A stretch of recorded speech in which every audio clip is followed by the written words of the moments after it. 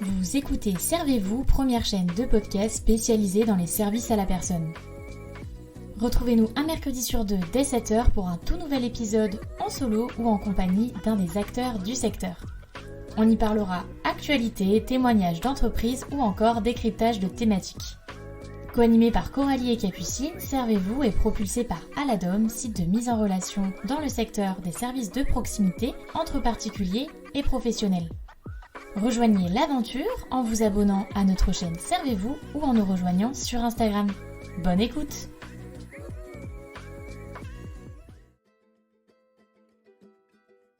Convaincue que la nature offre de multiples bienfaits dans la pédagogie et le développement de l'enfant, Charline Cacha saute le pas en 2019 et fonde Wild Child, un réseau de crèches semi-plein air qui accueille des enfants de 10 semaines à 4 ans. Se reconnecter à la nature, vivre au rythme des saisons, se sensibiliser à l'écologie et au respect de notre planète, Charline a fait de ces lieux des espaces de vie où l'on revient à l'essentiel. Dans cet épisode, elle nous partage sa perception et son approche de l'éducation, mais aussi l'importance et les bienfaits pour l'enfant de grandir en phase avec la nature. Un retour aux sources qui fait de cet épisode un moment rempli de fraîcheur et de naturel. Hello à tous, on se retrouve aujourd'hui dans un nouvel épisode où cette fois je suis en compagnie de Charline. Donc Charline qui va nous présenter le réseau de crèche Wild Child. Donc enchantée Charline, je suis ravie d'être avec toi aujourd'hui. Comme d'habitude, je vais te laisser te présenter, je vais te laisser prendre le micro quelques minutes pour qu'on en sache un petit peu plus sur toi. Bonjour Coralie, merci beaucoup de nous laisser aujourd'hui la parole. Je m'appelle Charline Cacha et en fait je suis de formation infirmière puéricultrice diplômée d'État. J'ai d'abord beaucoup travaillé en secteur hospitalier, en onco-hématologie soins palliatifs, en réanimation néonatale et puis après je suis sortie du secteur hospitalier pour faire de la protection maternelle infantile et faire de la direction de crèche. Et puis, toutes ces expériences m'ont finalement menée petit à petit vers mon projet actuel. J'aime à dire que j'ai finalement accompagné toutes les étapes de la vie. Et après avoir accompagné des personnes vers la fin, j'avais vraiment envie d'être sur le début et accompagner des enfants en début de vie. C'est aussi du soin, mais du soin, du prendre soin. Et du coup, j'ai créé les crèches Wild Child en 2019, qui sont des crèches plein air.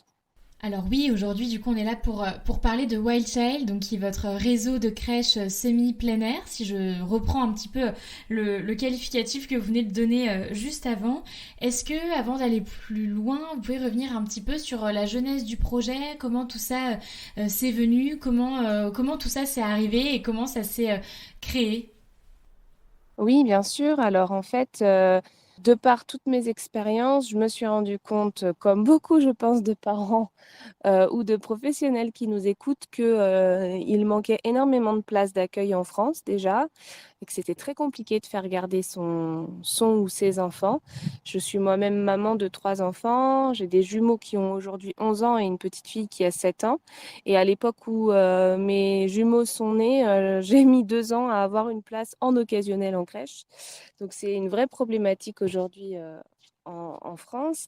Et la deuxième raison, c'est que quand je me suis retrouvée dans le milieu, dans le secteur des crèches, j'étais directrice de crèche et je me suis un peu pris de pleine face l'accueil, en tout cas dans les structures que je côtoyais en France aujourd'hui, où les enfants étaient nombreux, avec pas forcément tout le temps beaucoup de professionnels, et du coup une très grosse difficulté à aller sur les extérieurs. Aujourd'hui en France, on est content. Quand on a de l'herbe, on est encore plus content, parce que si vous visitez un petit peu des crèches, souvent c'est du sol souple, synthétique, voire parfois du goudron, voire parfois il y a encore des structures qui n'ont pas du tout d'extérieur. Et pour moi, c'était insensé et impensable d'accueillir des enfants sans avoir cet accès à l'extérieur, voire même que l'extérieur était notre pièce de vie principale.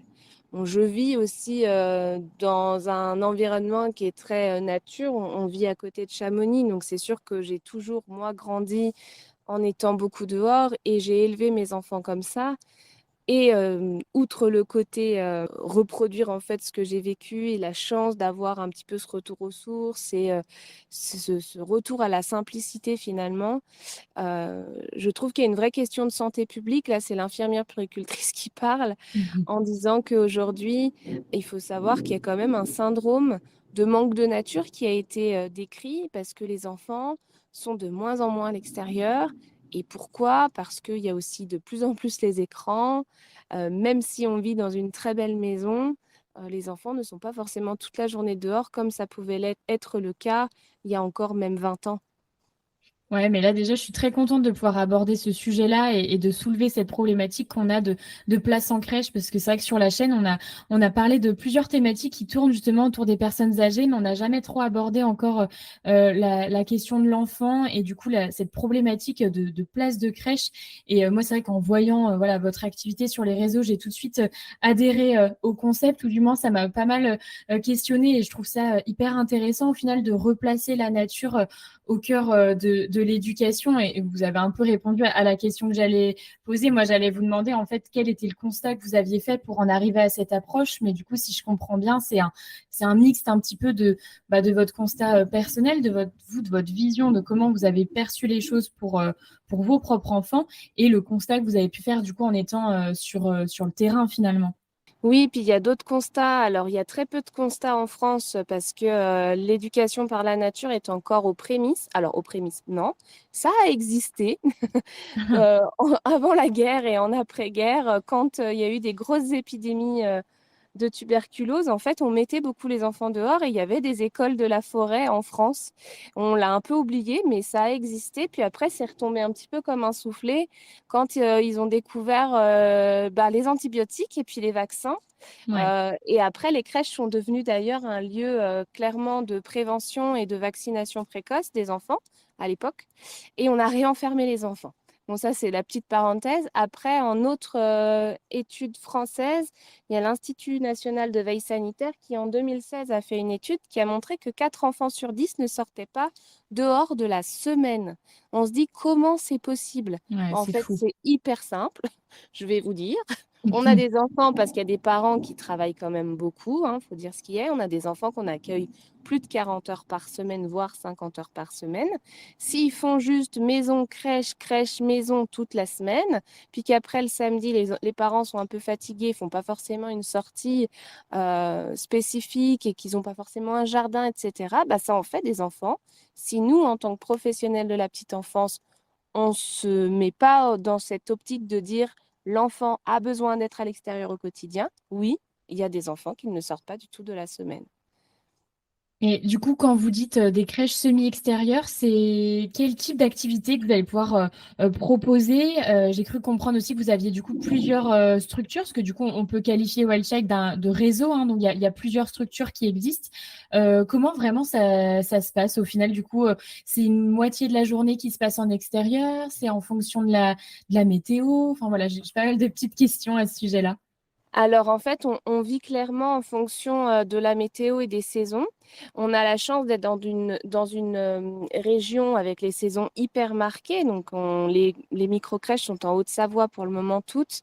On vit en fonction des saisons et de la météo. Ça veut dire que de toute façon, tous les jours, les enfants sortiront, sauf grosse exception, c'est-à-dire sauf canicule et température extrême, froide ou vent extrême. On a des protocoles pour ça. Sinon, tous les jours, les enfants sortent, dans tous les cas. Ensuite, clairement, c'est même plus que sortir, c'est-à-dire qu'on vit dehors. Donc, je différencie, je catégorise, on fait et du semi-plein air et on est en train d'aller un petit peu plus loin dans la démarche pour faire vraiment du plein air. On a des crèches semi-plein air avec quand même un bâtiment en dur Ouais. pour accueillir des enfants dès 2 mois et demi jusqu'à 4 ans. Et là, on est en train d'ouvrir une crèche en yourte. Donc là, j'estime qu'on est encore plus dans du plein air parce que la yourte ne sera qu'un lieu de repli pour des enfants de 18 mois à 6 ans. Donc vraiment, souvent, je dis aux équipes et quand on fait aussi des formations, parce qu'on donne des formations maintenant un petit peu partout en France, c'est l'extérieur est votre lieu de vie. Donc, dupliquez ce qu'on vous a appris à mettre dans une crèche à l'extérieur pour pouvoir y vivre. L'idée, ça va vraiment être de leur permettre un retour, on va dire, parce que c'est vrai que, comme vous le disiez avant, on a tendance un peu, alors c'est pas forcément à surprotéger, mais être vraiment dans le côté assez préventif, entre guillemets, au chaud, quelque chose d'assez cadré. Là, l'idée, ça va être vraiment de permettre un retour, voilà, aux textures, aux odeurs, etc. Enfin, à se réhabituer au final à ce que nous offre la nature sans artifice, un petit peu. Tout à fait, c'est vraiment un retour aux sources et à l'essentiel. Souvent, je dis, j'ai rien inventé, hein, je suis juste revenue en arrière.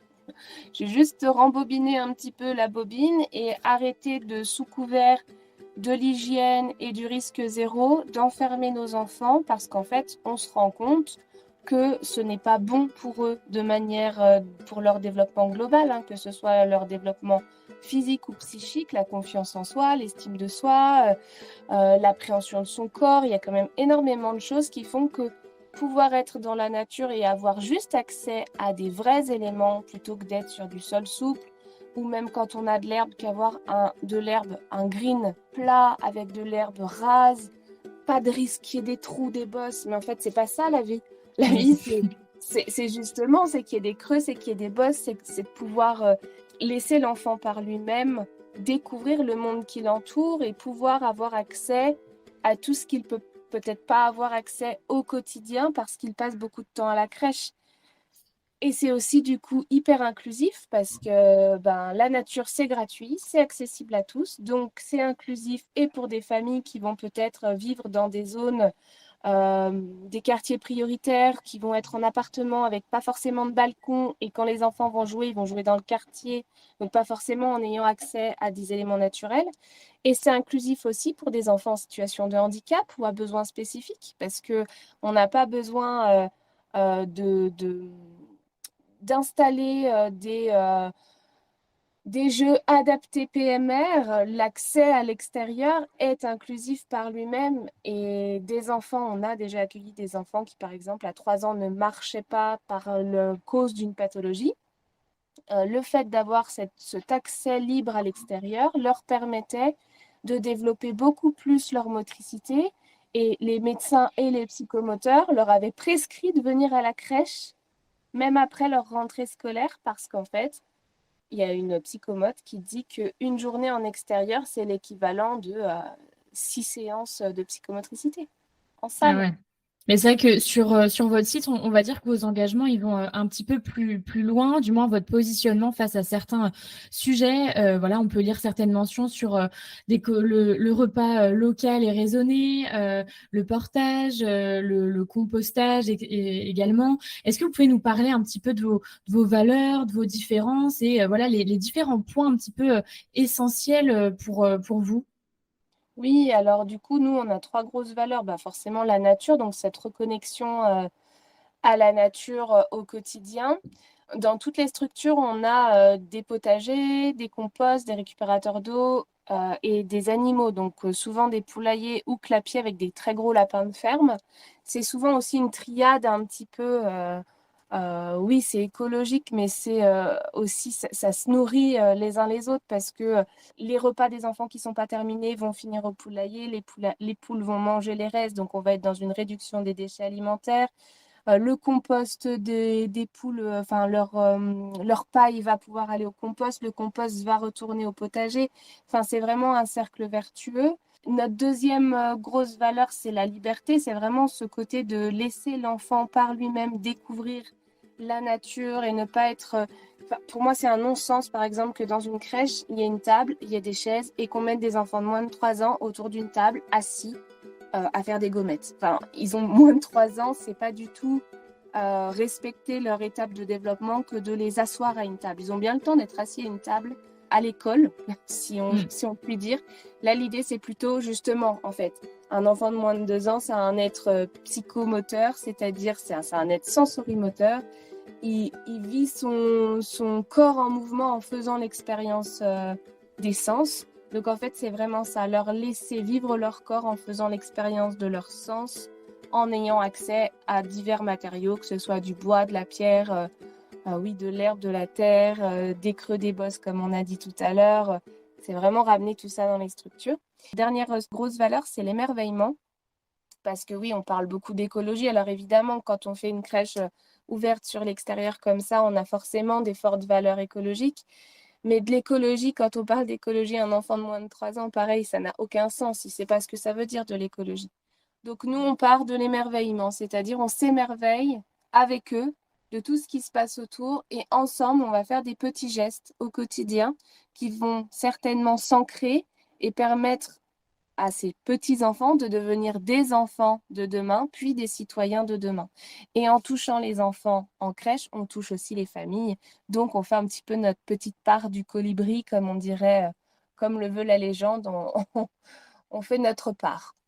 Oui, c'est ça et puis ça permet, malgré tout de faire, peut-être inconsciemment, voilà, dans leur esprit une sorte de prévention puisque vous leur apprenez, finalement des réflexes ou une certaine sensibilité et derrière on peut imaginer qu'il y aura un schéma vertueux qui se produira et C'est voilà, ça ça. leur permettra, comme vous dites, de créer, sûrement des citoyens, plus éduqués à ce niveau-là en tout cas et voilà, instruits sur un petit peu, les bons gestes, à avoir. Est-ce qu'au fil des années, vous avez l'impression que la vision que vous portez et que vous partagez là, elle est justement de plus en plus partagée, que ce soit sur les réseaux sociaux, enfin voilà, au quotidien.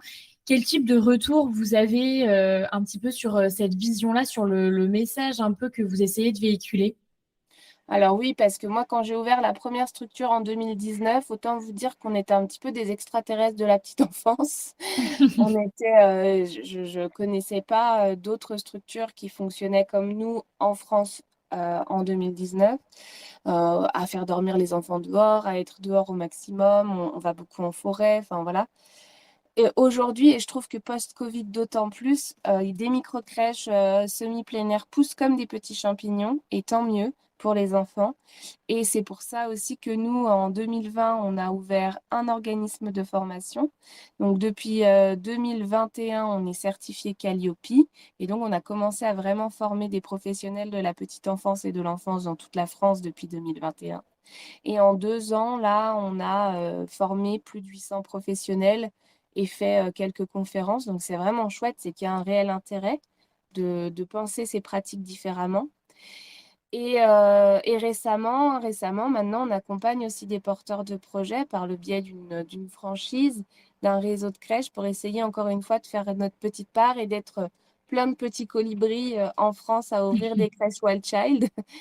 Et donc, on accompagne des professionnels. Donc là, on a une professionnelle en Guyane française, une en Savoie, une professionnelle en Côte d'Or. Enfin, voilà, on commence un petit peu à accompagner des porteurs de projets qui souhaiteraient ouvrir leur petite crèche plein air Wild Child, justement pour continuer à développer toutes ces valeurs, quoi. L'idée, c'est vraiment, c'est pas juste d'ouvrir des crèches pour ouvrir des crèches, c'est d'ouvrir des crèches avec ces valeurs-là.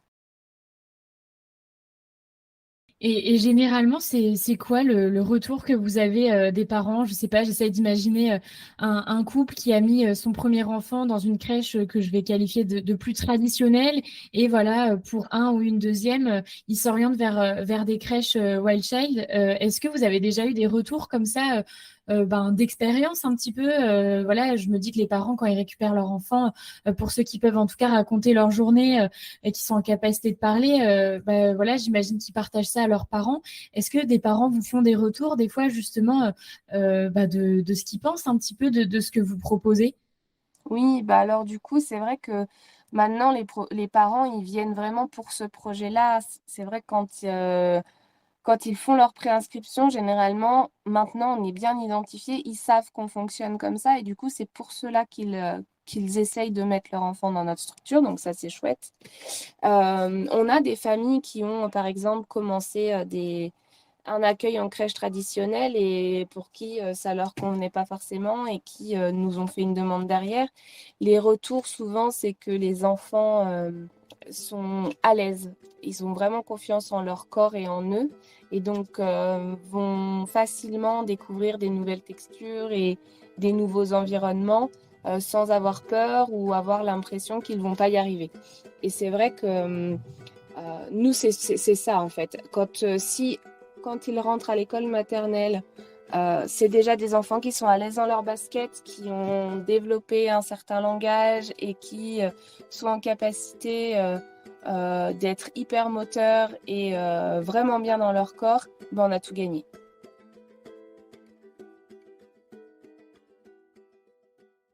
Et c'est quoi alors la suite? Quels sont vos projets? Qu'est-ce qu'on peut vous souhaiter finalement? Et ben, plein de petites crèches White Child qui poussent partout avec des porteurs de projets qui sont ancrés dans toutes ces valeurs-là et de pouvoir développer ce réseau de manière bienveillante et qualitative sans perdre notre fil rouge. Voilà, moi, c'est vraiment ça. Bien sûr, je veux qu'on continue à développer des petites crèches Wild Child pour les enfants et pour qu'on puisse faire notre petite part du colibri, mais sans en perdre l'essence. Voilà. Mais en tout cas, je vous remercie pour cet échange. J'ai beaucoup aimé avoir cette approche-là de l'éducation avec vous et surtout parler de ce sujet, parler des crèches, parler de la problématique de place, parler de votre vision voilà, de la pédagogie finalement, le fait de replacer la nature. Je trouve ça hyper intéressant. Et voilà, je vous remercie vraiment pour cet échange et je vous souhaite en tout cas que vos projets continuent de grandir et que le message passe encore et encore. Merci beaucoup, Coralie. Et voilà, cet épisode est désormais terminé. Comme d'habitude, j'espère vraiment qu'il vous aura plu. Moi, j'étais hyper contente de pouvoir aborder cette thématique-là. C'est vrai que comme je le disais dans l'épisode, j'avais jamais encore parlé de la problématique de place en crèche, de pédagogie et d'éducation. Mais pourtant, les enfants sont aussi un public qui fait partie des SAP, tout autant que les personnes âgées. Donc voilà, c'est hyper important pour nous d'arriver à trouver des sujets variés pour que pour vous, ça soit aussi pertinent et que chacun puisse avoir des épisodes qui lui parlent plus ou moins. On se retrouve très prochainement dans un prochain épisode et d'ici là, prenez soin de vous. Bye!